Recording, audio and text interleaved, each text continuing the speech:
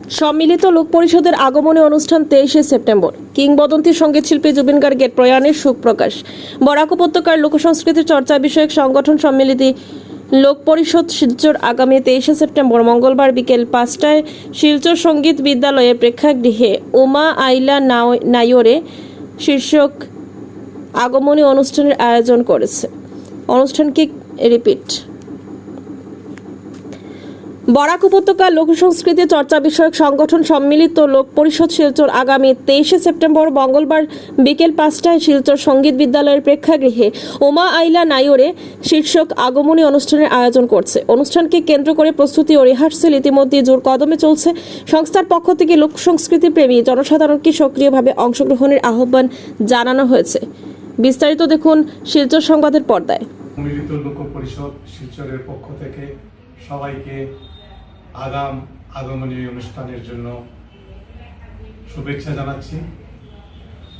সম্মিলিত লোক পরিষদ মায়ের আগমনকে স্মরণ রাখতে আগামী 23শে সেপ্টেম্বর বিকেল 5:30টায় স্থানীয় সঙ্গীত বিদ্যালয়ে এক আগমনী অনুষ্ঠানের আয়োজন করেছি। আমাদের এই আগমনী অনুষ্ঠানের শুভ সূচনা করবেন শিলচর রামকৃষ্ণ মিশন এর মহারাজ স্বামী বৈকুণ্ঠানন্দজি মহারাজ। তার স্বস্তি বচনের মধ্য দিয়ে আমাদের এই আগমনী অনুষ্ঠানের সূচনা হবে। মূল প্রাতিপত্য হলো মায়ের আগমনী অনুষ্ঠান নিয়ে গানে গানে মাকে বরণ করা।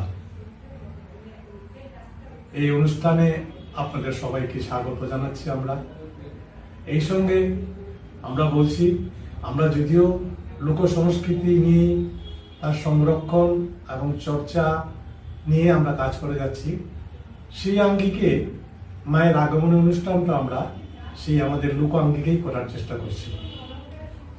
গীতিনাট্যখানা লেখা হয়েছে, তার রচয়িতা এতদ অঞ্চলের আমাদের সাধারণ সম্পাদক শ্রী মনোরঞ্জন মালাকার। আশা করি আপনাদের সবার মনোরঞ্জন সেই সঙ্গীত আবৃত্তির মাধ্যমেই করা যাবে। এই প্রসঙ্গে আরেকটা কথা বলছি, আসামের বিখ্যাত গায়ক শ্রী জুবিন গার্গের অকাল প্রয়াণে আমরা সবাই মর্মাহত। আমাদের আজকের রিহার্সেল প্রোগ্রামে আমরা ওনার প্রতি শোক ব্যক্ত করেছি। এই প্রয়াণ আসামের সঙ্গীত জগতের এক মহান ক্ষতি। যাই হোক, পৃথিবী থেমে থাকবে না, চলেই যাবে। এবারেও আমরা তাই আপনাদের সবাইকে জানাচ্ছি, আমাদের আগমনী অনুষ্ঠানে আসুন, উপভোগ করুন, দেখুন মাকে আমরা কিভাবে বরণ করছি। নমস্কার।